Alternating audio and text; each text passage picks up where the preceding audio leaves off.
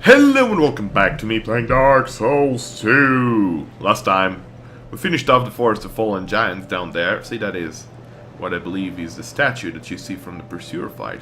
We fought the Pursuer as well as the Lost Giant, and my controller seems to be a bit wonky here. One moment. Let me try and figure out if it works as it should be. It works. Alright. I've actually made a few mental notes of things that I should talk about and things that we should do. Before I leave anything else, I need to remember to go and talk to Kale.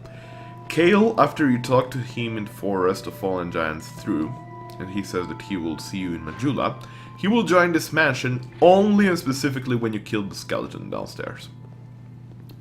Yo, Kale. Huh.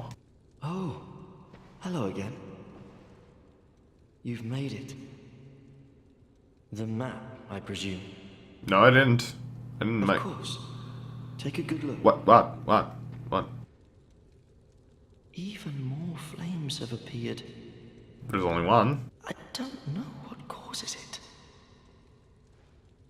A bit of a wonky dialogue over there, but as you can see, over here, across the river, and we did cross that river, there's a flame here now, other than multiplayer aspects just loaded in.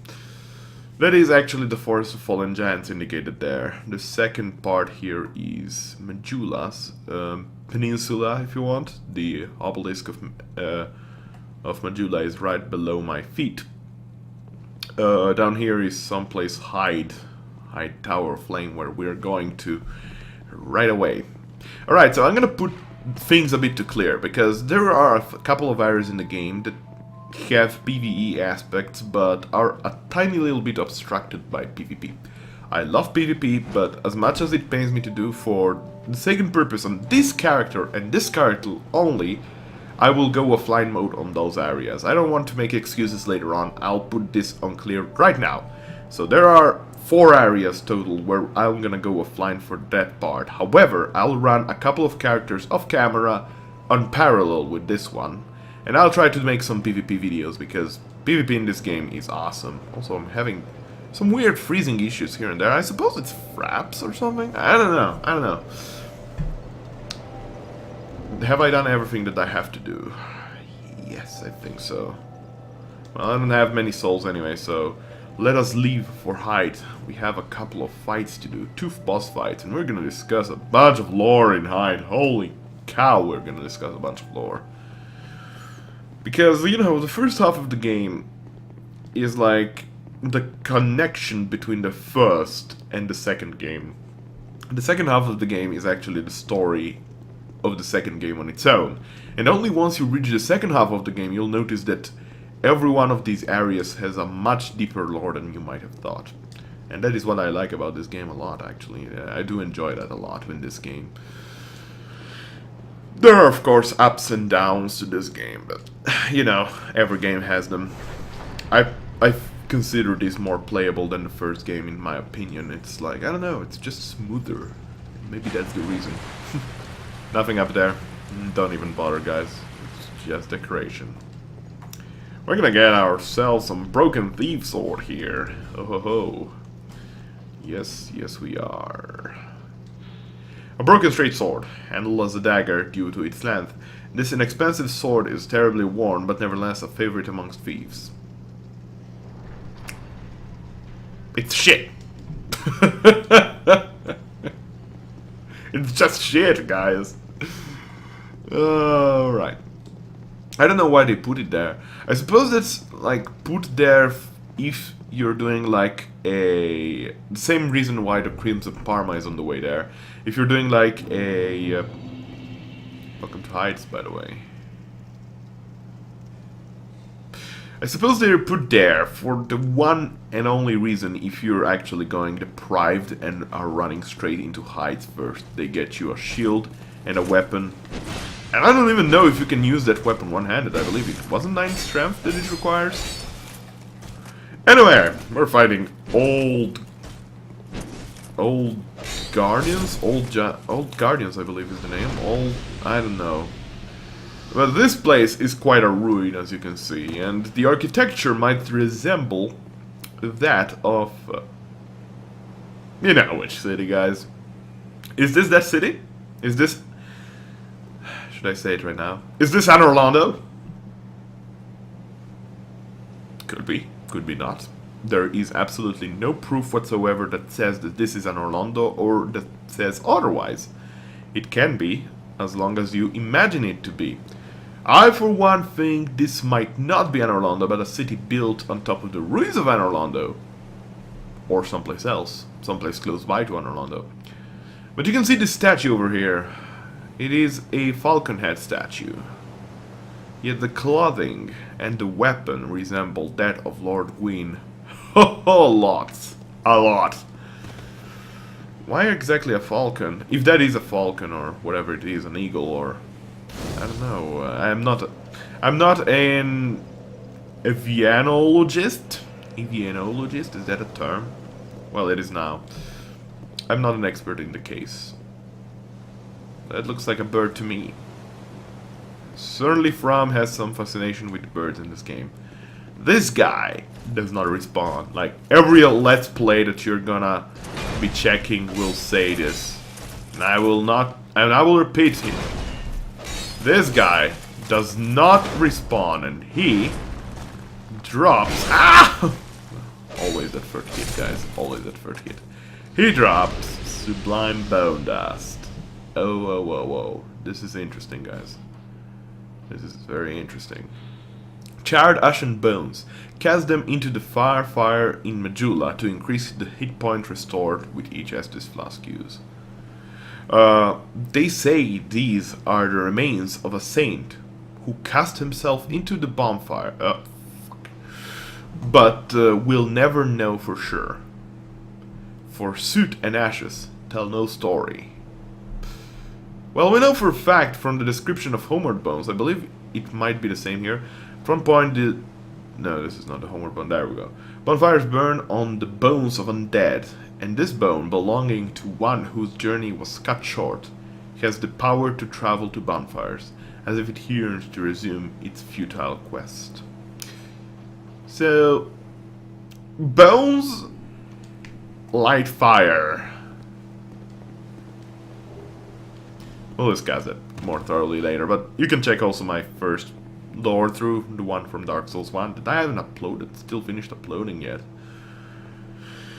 But that is quite interesting. The Sublime Bone Dust opens up a few imagination, like there is no longer the Firekeeper soul. Can you fall, please? That would be the best. No?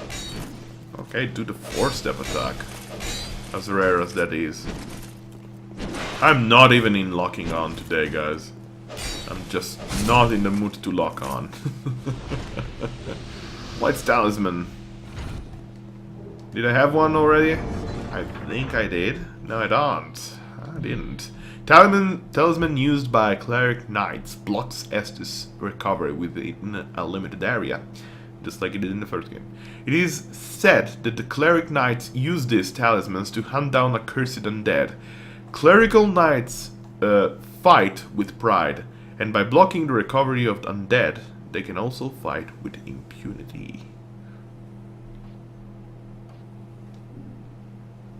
We also got some cracked blue eye orbs. Can only be used by members of the Blue Sentinels Covenant. Punish, it's double O there. Punish the guilty to strengthen the bond with your covenant. Nothing much about lore there. Did I read the Sublime Bone Dust? I think I did. Yeah, I did. Absolutely did. We're gonna pull this lever. And you see where that is aiming at. Now people will be like, dude, you just ruined the opportunity to get the speed run kill. Do I look like a speedrunner right now? Do I try to do the speedrun boss there? I don't give a shit about that boss being speedrun. Speedrun? Is that a word? It is now. Alright, this is one of the weirdest aggro areas in the game. There is a sword guard. There. You will see that there is something moving on that side too. But it stops. Yet, once you kill these guys, there will be 2 giants with sword and shield coming straight at you. I don't know if this is also true on the PC version, but I think in all the runs I did on the PS3 version that worked like that. On the PC version, usually I stopped caring, and yeah, it's still like that. They're coming. Oh, they are coming, and they're angry. They're like, oh, motherfucker, you killed my friend. We can kill you now. So the best way to do this is to de-aggro one by walking a certain distance. Once one de-aggros, you're gonna have a much easier time, I suppose, but sometimes it can be tricky. They certainly de-aggro once you step on this bridge, by the way. Oh, they both de-aggroed! Wow, that's something unheard of. But I do believe they are prone to not moving in that area when they are at. They will try to block you from moving on. That is what their task is, anyway. Let's see if that is true. If I go here, will that guy attack me? I hope not, because fighting two of these might be terrifying.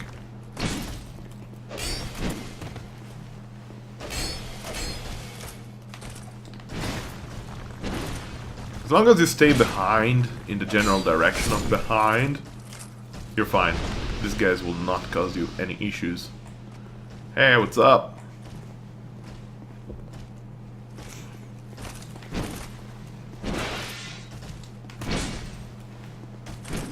Swear to God, they usually don't do so many times this 4-step attack combo wombos.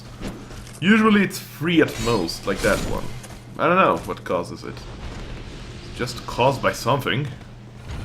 There is a second lever. Boss fight there has a chance of having a drop that kills you, or that kills the boss. If you pull both levers, there will be no drop. If you pull only one, the area will be substantially increased in size, but that's gonna be it. What do I suggest you to do? Do whatever you like, man. Do whatever you like. I'm playing it this way this time around. Usually I don't bother by pulling the second lever. I just rush the boss at this point. The first lever can be pulled rather easily. There we go. There is an NPC summon here, Masterless Glencoeur. He's a freaking badass. He has a Zweihander. He uses a shield that eludes me right now. I think it's the same shield that the Stone Knights drop, actually. Stone Knights? No, this is not the Stone Knights. These are the Old Knights, I believe. I don't know. I forgot the name. When I get a drop, I'll tell you. And I will get it soon enough. I do have a Green Blossom, but this fight does not require it, guys. I will not use anything on this fight. I'll just fight. Fight me in real life. Hey, fancy name for someone that hasn't had a dragon on his bottom. Or rather, hasn't ridden a dragon, rather.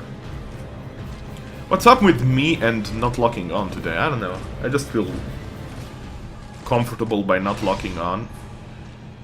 This guy is a boss. But it can be easily... Ow! That was stupid of me. That was way, way, way too quick in roll. This guy can easily be defined as one of the easiest bosses in the game. But do be cautious. If you go here with an unupgraded weapon, you can still do very little to him. And on top of all, he does still some damage. So, sort of glad I pressed the right one button, but this didn't work. Also, am I the only human being on the planet that says right one and not R1? Might be. His attacks are rather easy to predict. When he bunkers down, do not attack him. I tried to do the shield thing. The shield break animation. It doesn't work on him. It just doesn't work. I did I was like, yeah, fight me in real life, bro. Fight me in real life. It just doesn't work. Oh, that's gonna hurt. Very little, actually. That doesn't hurt a lot.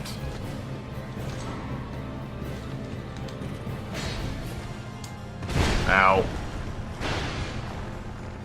And before I die, maybe that power stance wasn't the cleverest idea I had in the human universe. If you get a bit ranged, he's actually used to do a rather dangerous attack there. Oh my god.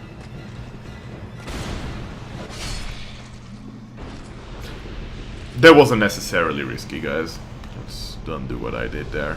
I wanted to power stance and get a cool kill, but apparently I'm incompetent at dodging. It is possible because of my invincibility frames are not that good. My current agility is at 88, which is very low to minimum.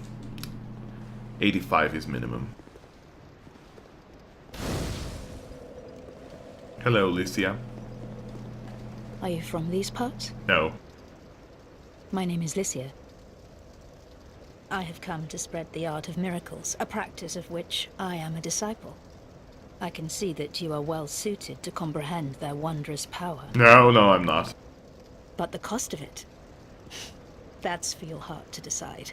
If only it was, Licia. If only that were true. No, she has set prices and they are high! I'd heard awful rumors about this place, and I'm afraid they were all true. The king, gone. The earth, ravaged.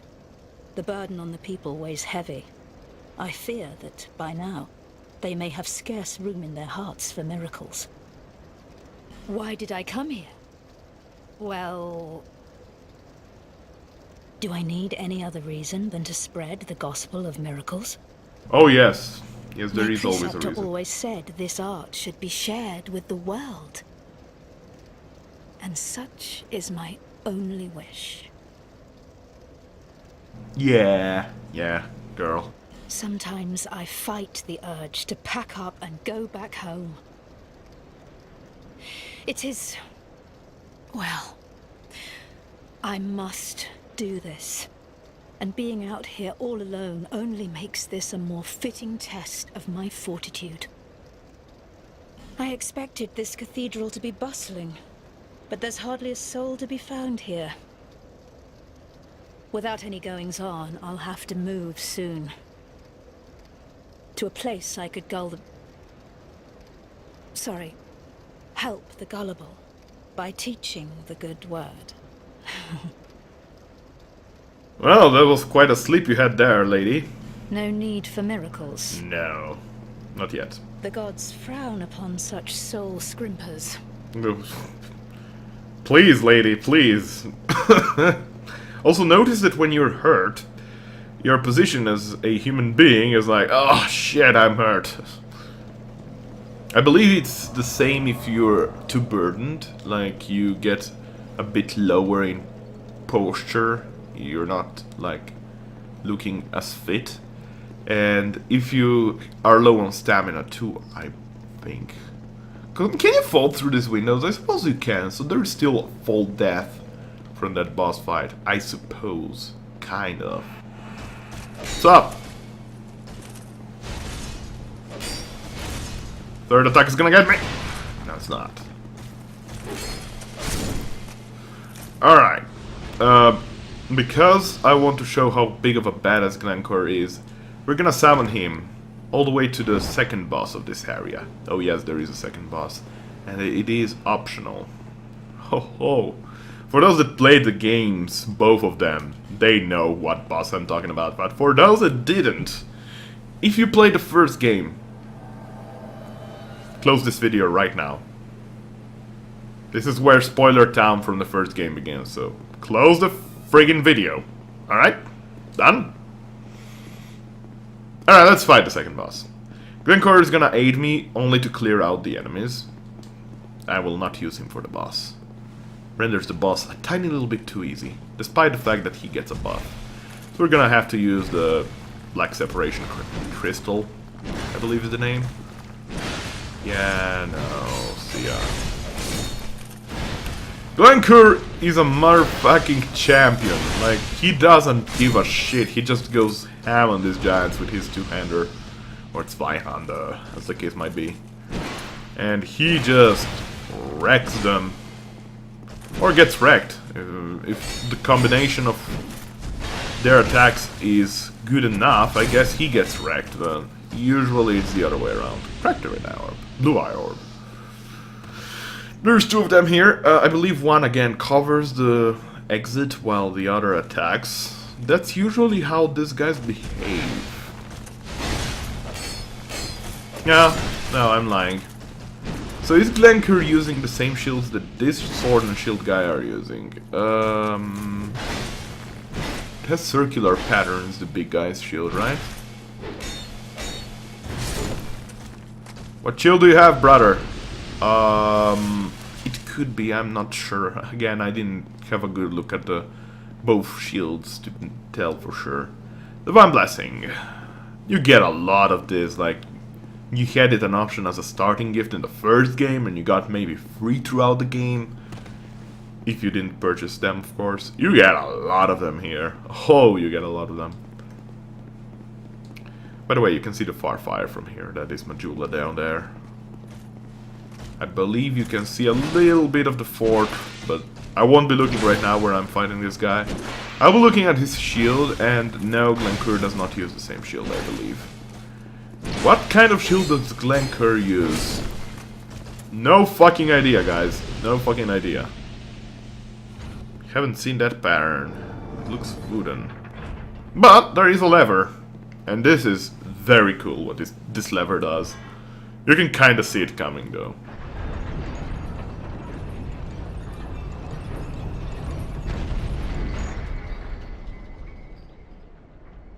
I just love how these chains still move a bit once it lands down. I don't know, it's just a detail, of course.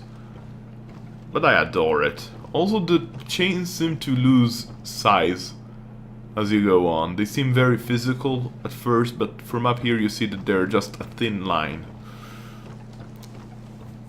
Well, lack of attention, I suppose, or just maybe lack of details, but it doesn't really matter. We're gonna get some Old Radiant Life Gem here, and we're gonna get ourselves some nice loot from this chest. Oh, yes we are. Ring of Binding and Human Effigy, 5 times. A Ring of Binding is very useful, if you're on your first playthrough.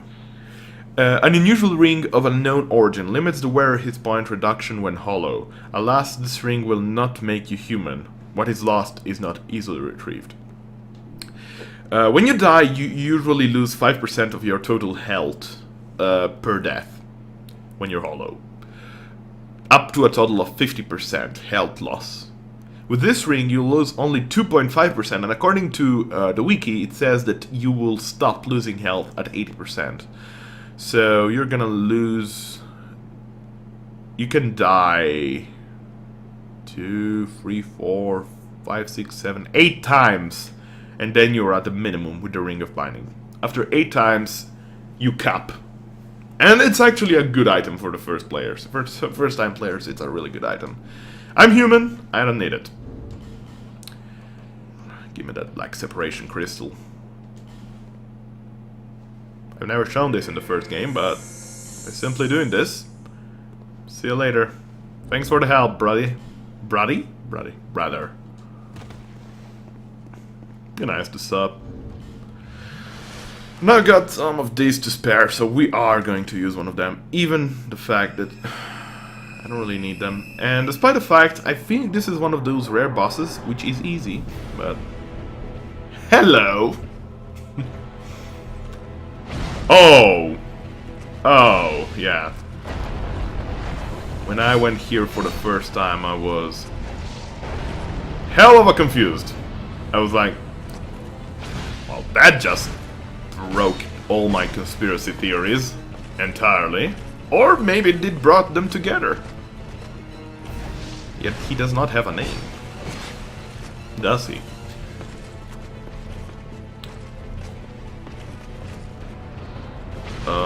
Yeah, no. This fight is not that hard. I've died to it simply because I am having stupid stamina management sometimes. But in general, I suggest you to have a shield for it.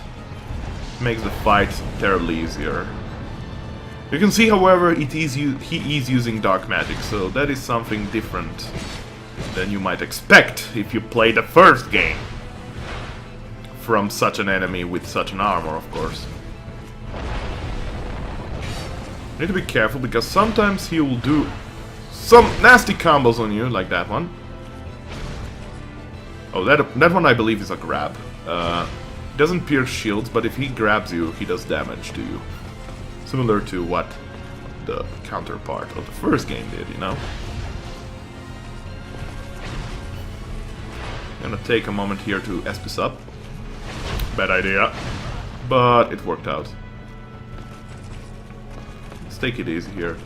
The soundtrack for this fight is supreme. I absolutely adore it. The track, check the old Dragon Slayer track on YouTube. Yeah, when he does that attack, the grab animation, he gets a defense bonus for a couple of seconds there, so that's it. As long as you strafe to the side, to the right side, you're pretty much immune to his attacks. Most of his attacks are with his arm, so that gives him a bit of a resistance. That was stupid of me. Not only it was incredibly greedy to attempt 3 attacks, but also poor stamina management when I didn't have to do it. And it went fine. It could have gone better. Yeah, give me that loot, guy. Give me that loot. Old Leo Ring.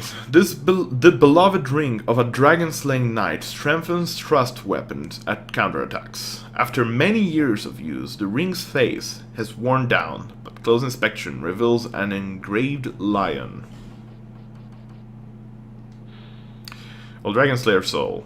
Soul of the Old Dragon Slayer. The Old Dragon Slayer is reminiscent of a certain knight that appears in old legends.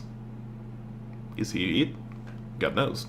Use this special soul to acquire the Old Dragon Slayer to acquire numerous souls and blah blah blah blah.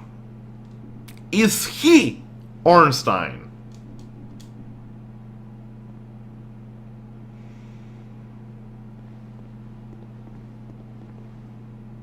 Statues that resemble Lord Gwyn Cathedral in a place that resembles Anorlando? I don't know. He looks certainly different than what he used to.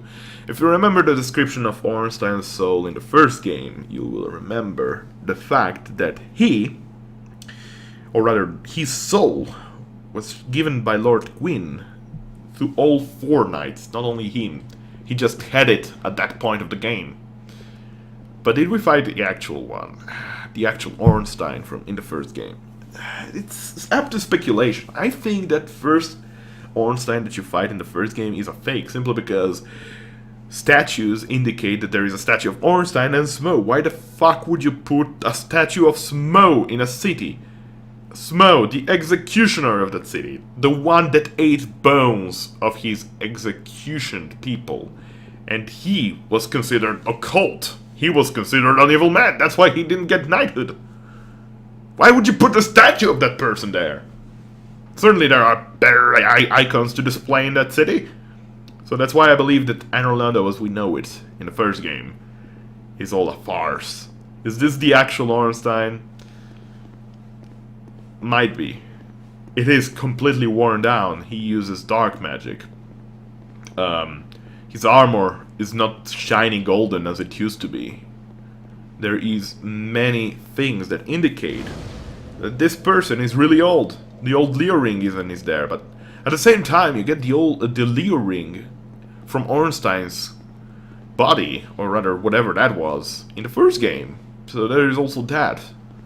Who is the real Ornstein? Maybe they're both the same person, it's just that time is convoluted and he's managed to differentiate space and time and somehow managed to arrive here alive?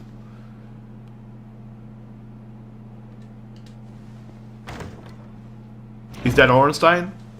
No one knows. Is the first game's guy named Dragon Slayer Ornstein the actual Ornstein? No one knows. It's up to speculation. I, for one, believe that is the true Ornstein. That is my belief. You can hate me for it. I just think that guy is Ornstein, guys. Hello, Targray. Transient being. This is no place for one such as you. Be gone. You are not needed. Transient being. Nothing has changed. You would never make a Knight of the Blue, and I have nothing more to say. Be gone. You are not needed. He apparently knows that we are cursed, I suppose, calling us transient being. His armor and weapon do look baller! The shield we'll get soon. The shield we will get very soon. Rather soon, not very soon, but definitely sooner than you might expect normally. We're gonna go through the bonfire of the Cathedral of Blue to Majula and level up. Bearer 6 last. You'll get that a lot, guys. Do I want to level up my dexterity further? Nah, I'm gonna go with endurance. I need my endurance, guys. I need my attacks. Some vitality would be nice, and a bunch of adaptability. Let's go this way. More agility, always nice. More agility, all the agility. Alright, thanks, lady. Also, we can burn, baby, burn, sublime bone dust. I'm gonna get shitted for that quotation there. But some force has strengthened the Estus Flask. We don't know which force, though, which is interesting. We get up Nestus +1 now. It heals a bit more. You can get it up to +5. Oh. I have nothing to repair. I, however, can reinforce my sword. Will I do it? No, not quite yet. I don't think so. Getting 20 strength at a certain point would be nice. But no, what I think I'm gonna do is buy several arrows. I'm gonna buy straight ahead all of these arrows and all of these arrows, so now I'll never run out of arrows. I'll be around if you make it back. Thanks, Lenny-Grast. Alright. I'm gonna conclude the episode soon. First, I'd like to move... not here. Here, to the Tower of Flame. Woo! If your eyes were keen, you will understand why I turned around there. If you notice the difference, you will know why. Okay, we're gonna go preceding the Tower of Flame. That was it for the Cathedral of Blue for now. We can return later as we get a token of fidelity. Before that, it's impossible to make Mr. Targray talkable. Let's just put it that way. You can get a token of fidelity early on by aiding someone at a boss fight. But there is another way. For some reason, the first time I played through, I swear to God these guys in here look different than the ones outside. I was like, well, that was the Tower of Flame. Are we getting to the Tower of Ice now or something? And I felt like these guys were frozen or something. But no, they're not. They're just rusted out. They appear to have worn bronze armors. Perhaps. Bronze certainly becomes that kind of color when oxidized. That's what I'm gonna say as a chemist. I need to check something. I just had an awful idea, but I need to check something. What color is rusted brass? Because if you remember right, the giant guards in Orlando were wearing brass armor. Just a thought. Just a thought. Just a thought. One moment, I have to scratch my ear there. Okay, done.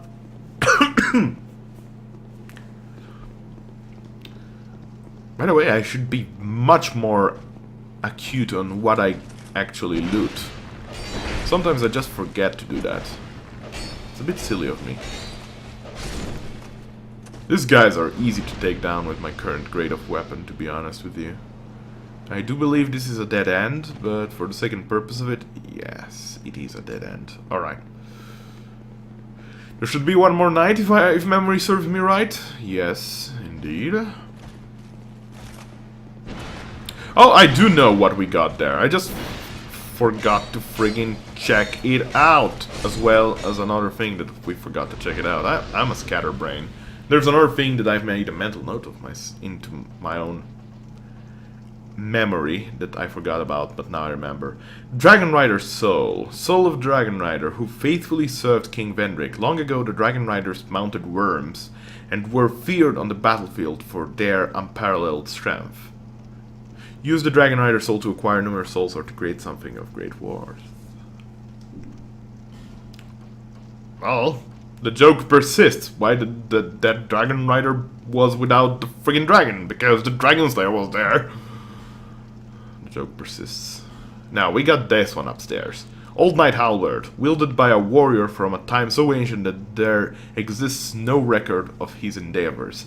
He has extremely low durability. Sometimes, just as a thing falls to pieces, it unleashes its last flash of great power. And as the case might be, this weapon does a lot of damage. It is a dexterity scaling halberd, but it breaks easily. Its durability is 40. Wait, is my longsword's... Oh no, my longsword is 60. Okay. Elevator slightly reminiscent of the Duke's Archives. Can't be the Duke's Archives, right? Right? Spoiler, it's not. But, you know, it's nice to put a myth there. But it certainly does remind me of the Duke's Archives. A tiny little bit in design. It is different because it is half this size, the elevator in the Duke's Archives. But for the sake and purpose, I'm gonna say that this is slightly reminiscent to that one. I swear to God, all these messages I'm gonna say illusory wall ahead, give up. Hurrah for illusory wall. And people actually rate them up, but as far as I know, there is absolutely no illusory wall ahead over here. There is a nice set of armor upstairs that I'm gonna grab though.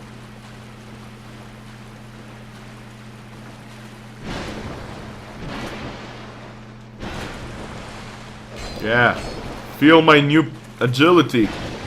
How do you like it, bro? Maybe it's just me thinking that that agility helps me out. I don't know. I want to get it at least 100. Agility is nice. Alright, on this side, there is the knight armor in this chest. It is untrapped. Yes. Very nice armor. You remember it from the first game. It is the same armor. Simply put, it's the same armor. But it has some nice resistances. It is also heavy, but it has a lot of poise. There is also the elite knight armor in this game, but the poise is, I believe, lower while the resistances are higher.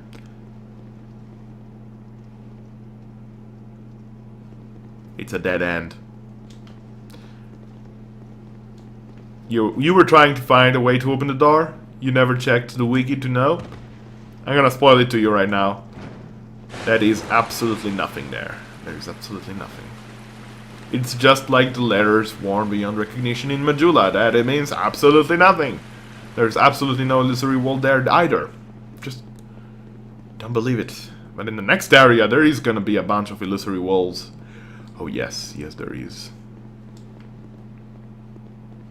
Hey, if it's not our favorite Lady Lucatiel. Hello, girl.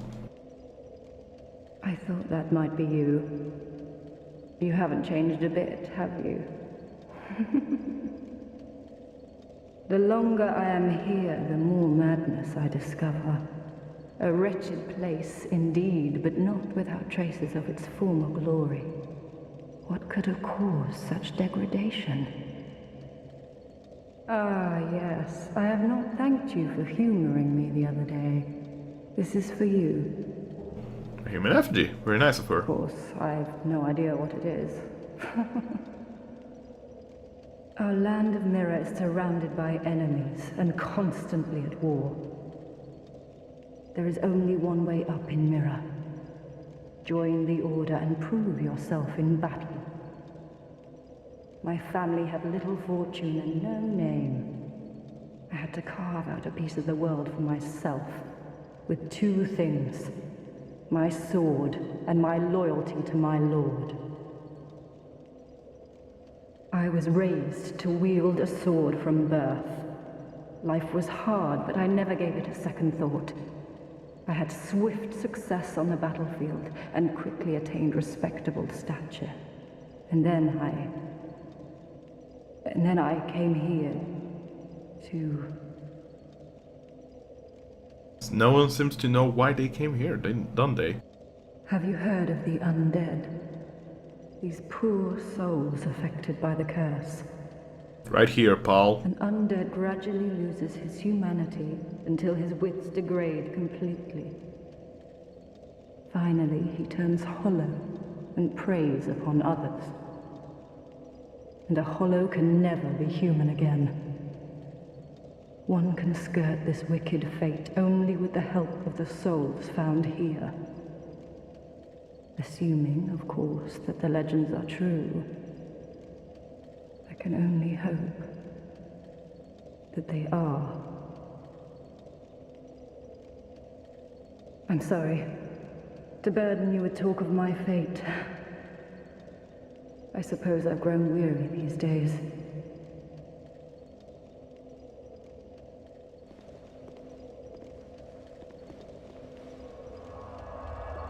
Everyone reaches Drang Lake for a purpose of their own. No one knows why. And the player is just like that. Why are we here?